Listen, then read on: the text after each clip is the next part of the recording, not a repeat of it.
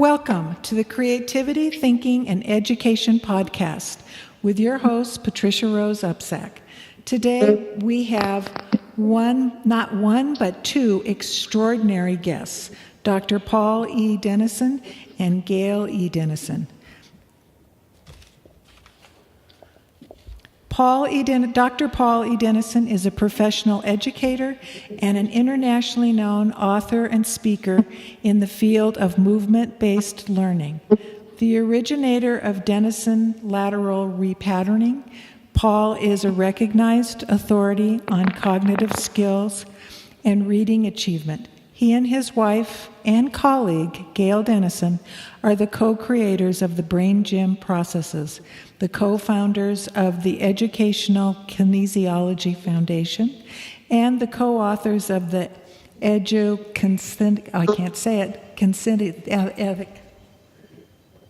Edu-Kinesthetics. Thank you. Series of books and manuals on learning through movement, including BrainGym Teacher's Edition. Paul is also the author of BrainGym and Me, Reclaiming the Pleasure of Learning. Gail E. Dennison is the co-creator with her husband and colleague, Paul Dennison, of the BrainGym processes and the co-author of the would you say it for me, Gail, please? Kinesthetics. Thank you. Kinesthetics, like kinesiology plus aesthetics. Aesthetics, right. Publications. So kinesthetics. It's okay. Kinesthetics. Including VisionGym, Playful Activities for Natural Seeing. As a movement educator, she is the originator of several courses, including Visioncircles, Movement Dynamics and Double Doodle Play, a window to the whole brain vision. Her teaching demonstrates her passion for art, vision, music, and movement, especially as these relate to perceptual and developmental skills. Welcome, Paul and Gail. Hi, guys. Hi, Patricia. Hi, Patricia. Great to be here. Wonderful to be here with you. It's been a while. We've been working on this. Yes, but getting together. Sometimes it gets, it's always even better when you finally do it. So I'm sure that our listeners are going to want to know what is BrainGym. So would you like me to read a little thing that I have, or would you like to just tell us what BrainGym is? Well, it's up to you. I'll get started. Okay. What is BrainGym? BrainGym is a big process. It's a system. It's a way of understanding children, how people learn. There's not a simple answer. But BrainGym made us famous.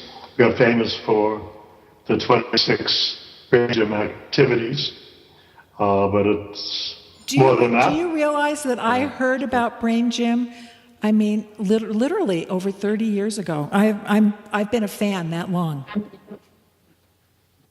Yeah, we have many instructors worldwide who have been in BrainGym for 25 or 30 years. I mean, dear old friends now who have made a difference in the world with their BrainGym work. So it's been around for a long time. We wrote the book in 1986. So we were pioneers. We yes. understood the connection of movement and learning long before. Now other people are catching up with us and validating everything we've always said. BrainGym grew out of my study with developmental optometrists in the San Fernando Valley area of Los Angeles, and I got the connection between the eyes and movement, eyes accessing the brain. And it's the eyes and the brain that make BrainGym so effective. It's not just aerobic exercise and moving, although that's very valuable as well, but it's the specific visual skills of crossing the midline and working with the whole brain instead of being one-sided that makes it so effective. That sounds good. So, Yes, Gail? so we have what we're most commonly known for is BrainGym 26 simple activities for whole brain learning. And a lot of people get the two confused, and they think that BrainGym is just the activities. So the activities are a big part of it. We have 3 categories of activities based on the 3 movement dimensions of anatomy: laterality, what we call laterality, centering, and focus. And these dimensions are tremendously helpful for kids to learn about because they can understand immediately if they're over-focusing and trying too hard, or if they're under-focusing and not really paying good attention, and then they know what they can do about it. Because it's through movement that we make these changes from inattention to attention and focus. It's not a mental thing. People think it's a mental thing that we have to try harder somehow to focus our attention. But attention is very much in the body. And although you can do it the hard way, the mental way, by trying hard and stressing out, that is an adrenalized way, a very adrenalized way. And kids get fatigued more easily and stressed out more easily because they're calling on effort that really isn't supported by their physiology. So it's causing physiological stress. We see it all the time with kids. If you want to see the effects of BrainGym in a classroom, you walk into a classroom where kids are doing BrainGym and you see 2 active eyes, 2 active hands, a whole body moving. Even if they're sitting down, they're energized. They're not slumping or collapsed in the chair. They're not leaning on one hand. You know, a lot of times kids in the classroom will turn the page in some funny, weird way when they write, or they'll twist their hand or turn their hand, or they say, "Oh, my hand hurts. It's cramping. You know, it's hard to write. You know, oh my gosh, working on my cell phone or whatever makes my hand hurt." Well, we're asking kids, very young kids, at the age now of 4 to 5 years old, to start using their fine motor skills of one hand in the classroom for 12 years, sitting and moving. Right. And not moving, sitting and not moving for 12 years. It's ridiculous. Crazy. Yeah, it is. It's totally ridiculous. I agree. I'm a big advocate of what I call natural learning and how children learn. And you look at children, they learn through play, through involvement in what they're doing, and loving the learning process. So we like to say we draw out learning, we don't stamp it in. Our whole model is that learning should be a lifelong process, and learn how to get kids to love to learn.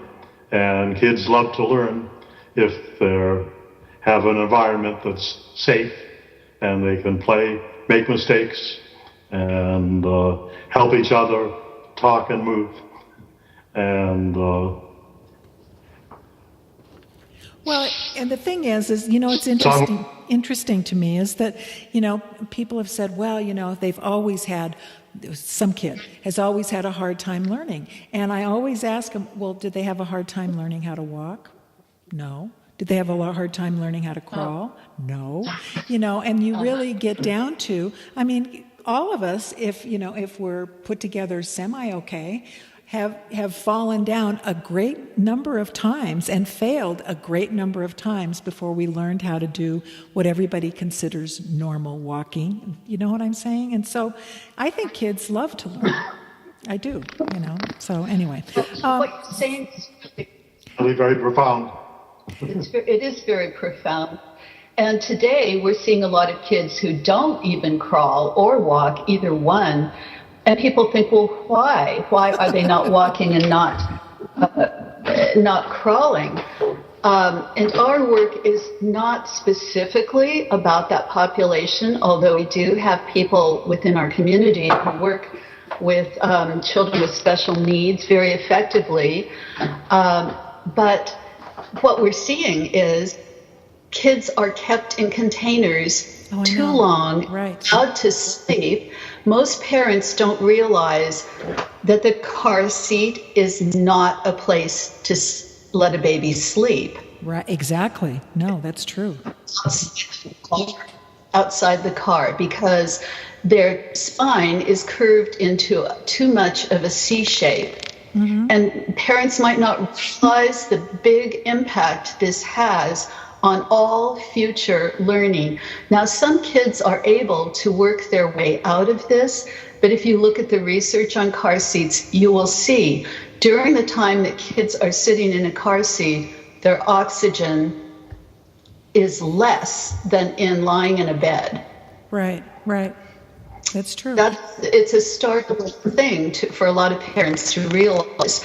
So we want our kids to have plenty of oxygenation and lymphatic flow and whole body movement. So how do we get this? So jump to BrainGym, 26 Simple Activities, and you'll see we have activities that imitate natural movements that kids do, like walking, running. The cross crawl can be done as a walking motion, as a running motion, as a skipping motion.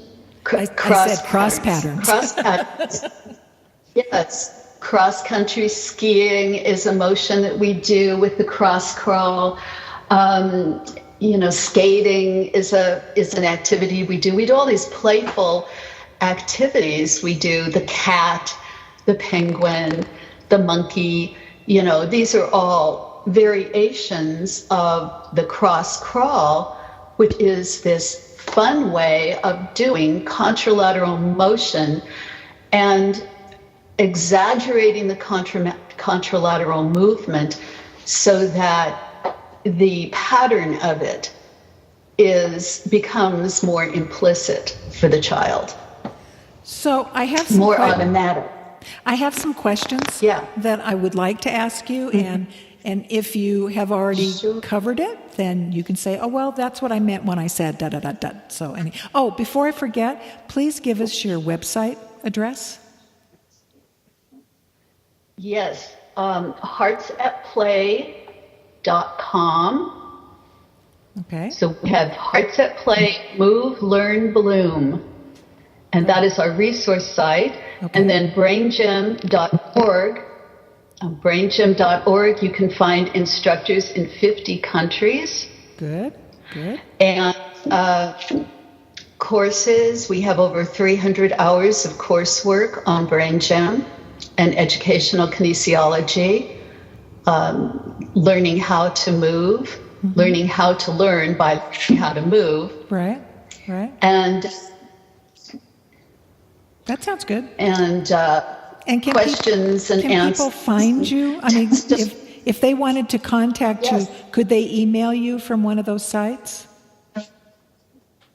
They can contact us via the heartsatplay.com or through our bookstore, which is braingym.com. Okay, good. Okay, so in Edu-K, drawing out is our first principle of learning.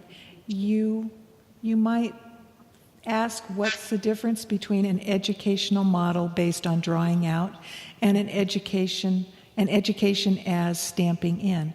These are two entirely different views of the human being and the learning process. Well, I would love for you to explain that briefly, if you could. So there's two types of education, educari and educari, and drawing out is the model that we propose with BrainGym. Okay. And what's happening in most schools around the world is a stamping in behavioral model. So you mean sit still and be quiet and just do what we tell you? Behaviorism is the idea that the child is a blank slate, and you can mold the child to however you want. And it's based on Pavlov's dog type of reinforcement. Right. And it's based on kids being passive learners and memorizing. And the opposite of the drawing out I was referring a little bit to earlier. So drawing out is honoring the child, going at the child's pace. We actually have a pace sequence. You drink water, massage under your collarbone, and move your eyes left and right to cross the midline. Right. And cross crawl. And then we do hookups, which is being active in your body even though you're sitting. Right. When you sit, you should not be slumping. You should be sitting up straight and listening if that's what you have to do. But in the drawing out model, it isn't the lecture style teaching. Right. When you go into a classroom, Gail was talking about, you have to look for the teacher. Teacher is playing with the group of kids, and the kids are teaching themselves and helping each other and doing different types of projects. And that's an exciting BrainGym classroom to me. So I also have, but I think you've just moved into it, is what is movement-based learning, and how does it empower learners to stay motivated, to stay in the process and not to rush outcomes, and to feel optimistic and to even persevere when the going gets tough? So Patricia, this is, before we jump into that question, that is a really good question, but I want to bridge to there by saying that first, movement-based learning is, we think, the answer to drawing out learning.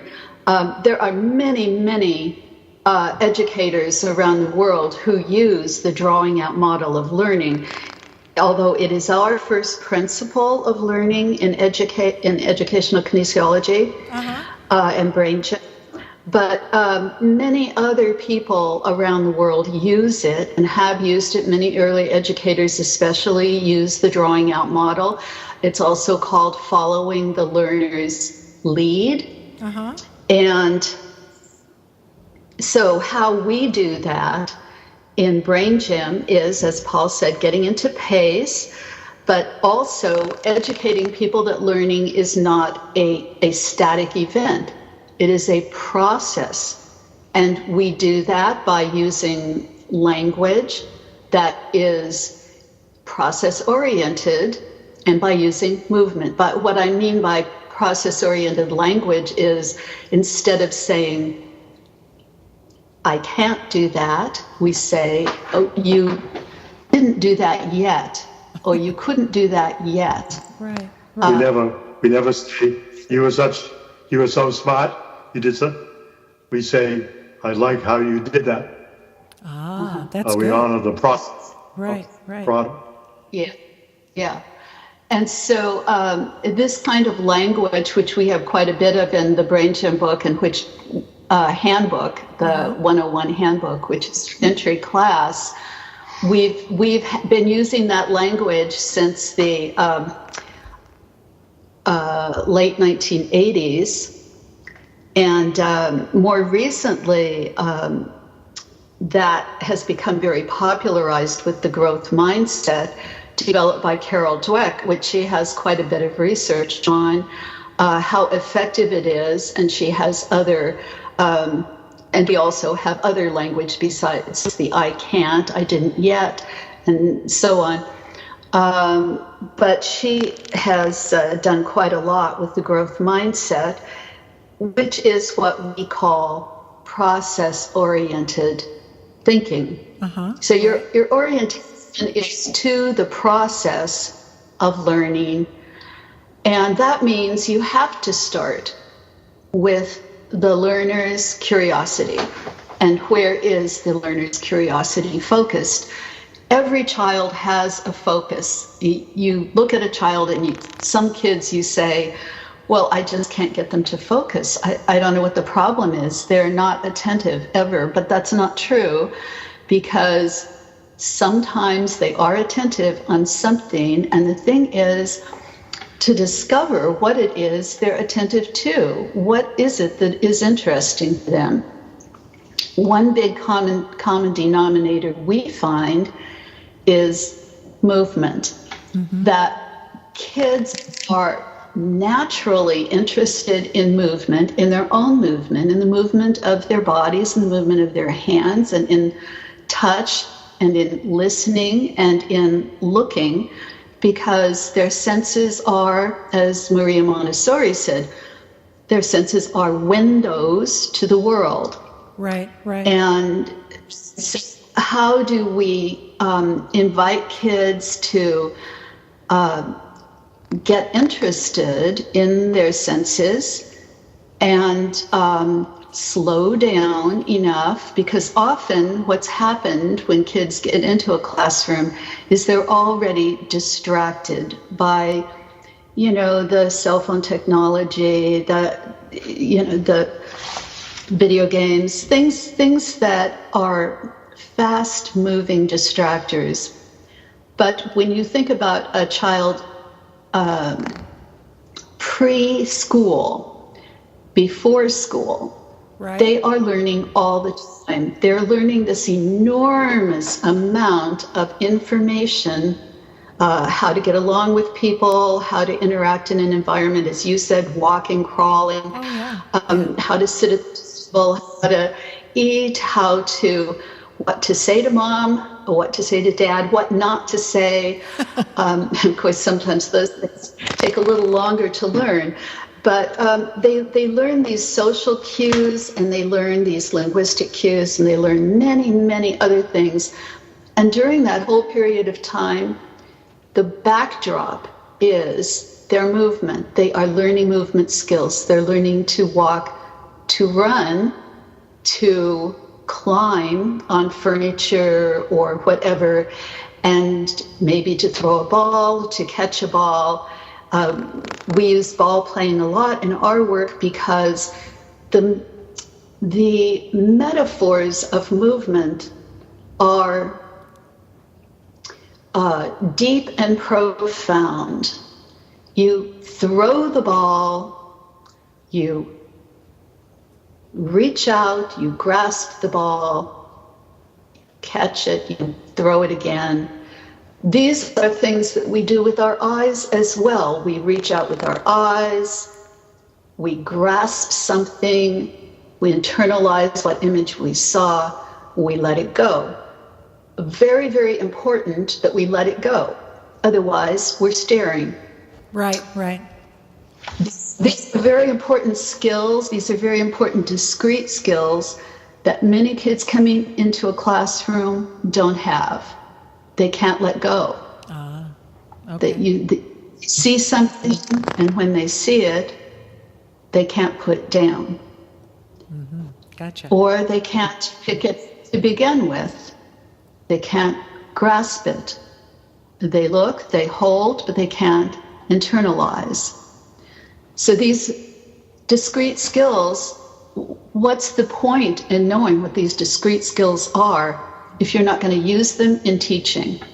And that is the point of BrainGym, that we teach these discrete skills. We teach what Paul has called the physical skills of learning. And those are the sensory and motor skills that are the preparatory skills for ease of learning. Of course, kids can do it without these skills. They do it all the time. But at what expense? Right, right. That's true. And the expense we see is adrenaline, going into fight flight, being totally stressed, getting agitated, and getting either hyperactive or hypoactive because they're overwhelmed and unable to just do the smallest thing. So we go to the smallest thing. We back up to move forward if that's what we need to do. We back up to where the child is. Where's the child? Find the child first. Yes. That's a Yes, perfect way to say it, is to find the child first. That's perfect. The child is the curriculum, not the course of study. We teach the child, and I'll never forget when I first became a school teacher, the principal showed me the cumulative file of the IQs of the kids, and he said, "These kids will never do anything." I walked in the classroom. And I saw these beautiful children that were so amazing and loved to learn. We need to have a point of view that the child is amazing and can do anything if we draw out their physical skills, their sensory skills, and believe in them. It's like the Pygmalion effect. Oh, right. Yeah, completely.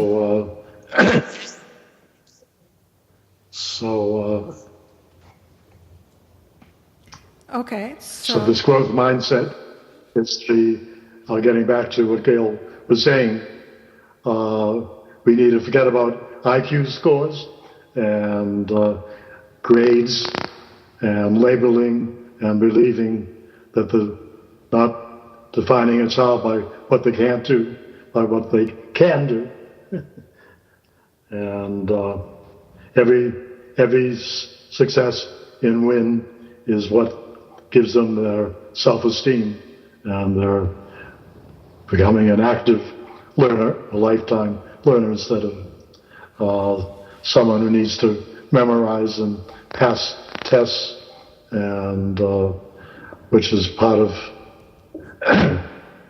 big part of education all over the world now, is educating for the test instead of educating. It's horrible. So can I ask you another question? What can parents and educators notice about how young people might be getting stuck, and how BrainGym activities can provide a rich context for supporting new learning?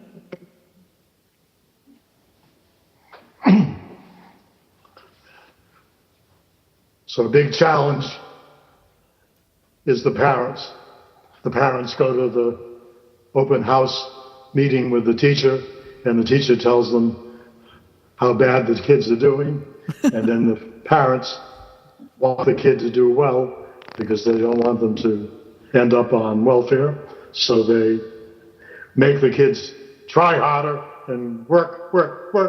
Right. And they really go opposite of what we would like them to do. We would like parents to get involved in BrainGym, to volunteer, come to the class and help the kids learn to play and move. Right. And in many schools, they do a meeting and get parents to support the BrainGym program. So that's wonderful, because it's fascinating to me that I've honestly been talking about BrainGym for years. And a lot of the people in the educational world, when I tell them about BrainGym, they act like I mean, they really don't know anything about it. And these are people that are supposed to be like, really on top of stuff. And I go, how can you not know about this? It's been around for a long time, but they don't. I know that you probably are tired of working, but we still need you. Now, Paul, you just returned from teaching 2 courses in Australia. Do you want to talk about that? Yes. Okay. Yeah. So I'm teaching in Australia. I do a lot of my work is out of the U.S. because the U.S. people in this stamp-in model, and the school boards want them to do that, and some school boards support bringing BrainGym into the in-service trainings, but mostly I'm going to be going to China, where we get hundreds of people coming to learn. So in Australia, I taught repatterning. Repatterning is really my greatest discovery. I did BrainGym, but when I discovered repatterning, I hit the road. I started traveling around there because it was so effective. And then the BrainGym 26 was the homework after you were repatterned. The home play. We call it home play. Okay. But it's the homework. I made the mistake of saying homework once, and the little boy left the room. That was back in 1985, and that little boy couldn't read, and at the end of the session he read after an hour of 45 minutes probably of doing BrainGym activities and in-depth work with him. It wasn't just BrainGym, but his mother was standing there with tears in her eyes, and Paul said, "Okay, now we're going to give you some homework." And the little boy just turned around and knocked out. And so at that point, we started calling it home play, and that was a good step. But that was actually our motivation to turn our little one-page handout of movements into a book, and we turned that into the Orange Book. That was our first BrainGym book, was the Orange Book, Simple Activities for Whole Brain Learning in 1986. And little do we know that it would be so popular, people would be improving their lives just by doing the movements. Well, it also really thought it surprises me, but it also is really good for adults. It's not just for children. Oh, absolutely. Yes, I really like to work with adults, and that's what I do in Australia and China. Okay. With adults, and they take it to the kids. So the repatterning, when you're having learning problems, we call it you're working by reflex, and working. So to integrate these infant reflexes, we need to get repatterned, and whether so we worked on. So the idea is to let go of movement patterns that are no longer working. They were important at certain times in your infancy and early childhood, but they're no longer what we need for higher order thinking, which involves these 3 dimensions: left to right, back to front, and top to bottom, and we call whole brain learning. So in Australia, we had adults. We had most exciting one was someone that was a chiropractor, and she gave me permission to tell her story. So she was a chiropractor, and she had strokes, and she thought she wouldn't be able to work anymore, and do her work. And with BrainGym, she reclaimed her learning abilities and does amazing work. And there are other people that also made changes like that. So we get the adults to realize that they can learn and they can do it, and then they can bring it to the children. Right, then they can pass it on. That's wonderful. The other thing we want to work with the adults is children learn by the adults around them. It's called mirror neurons. So if we work together, kids know how to move by how their parents move and how their teachers move. Right. If the parents and teachers do it this old way, then the children don't have to model it. So we don't want to repattern kids and then send them home to the modeling of the parents. So we invite the parents to get repatterned as well. And when I get a new client, I explain to the parents, you're going to do it as a family. You're going to do this together. Are you willing to do that? So that the child you can learn as a group. And so if I stipulate, I won't work with your child, I'm not just going to fix your child. I'm going to draw out learning and get them to cross the midline and do all these skills. Then I need to be able to do the home play together. And every day they do that together and read together and getting back to the old-fashioned family instead of the family that eats and does their iPhone. Oh, I know. It's just horrible.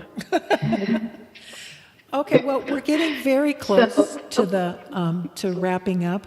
Is there anything that we haven't covered that you would like to talk about? Well, I just wanted to say, in addition to what Paul just was saying about how we work with adults and kids together, that we always work around a goal. Now, sometimes the goal is implicit, and I don't want to take the time to explain that right now, or it's an action goal, let's say. It's an action goal, like sitting more comfortably in the chair. But really, most of the time, it's a self-chosen goal. And we got in a little trouble for saying this at one point in our, work, but we have people bring in outrageous goals.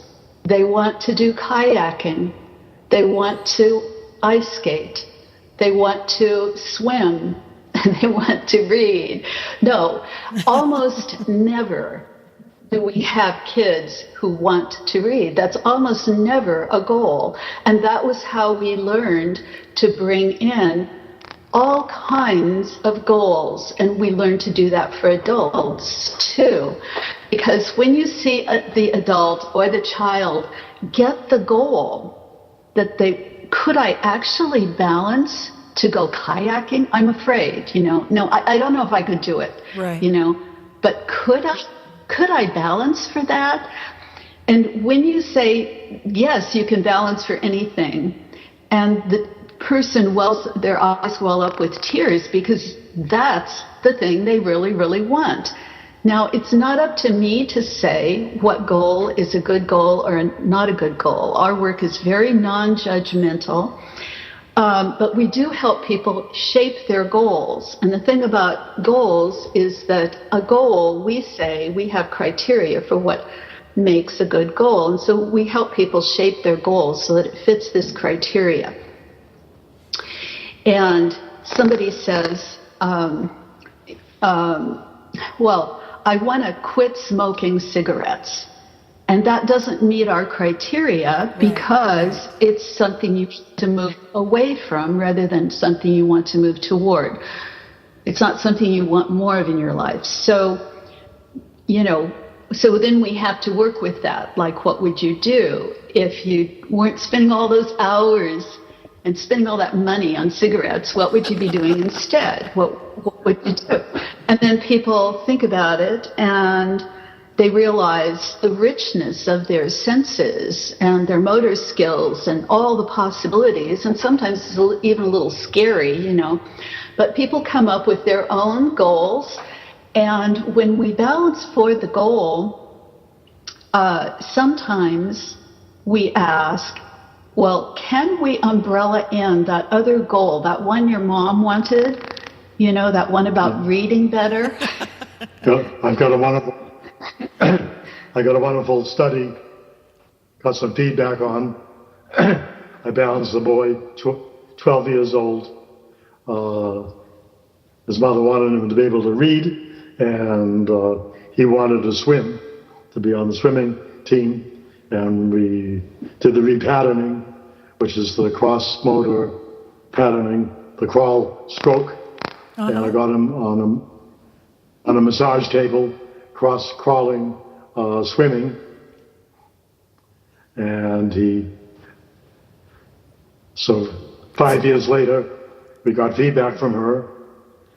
He was on the swimming team. He became the captain of the swimming team. He got a scholarship to Eastern University, and for academic, because he could read and study so well. That's wonderful. And complete longitudinal BrainGym success story.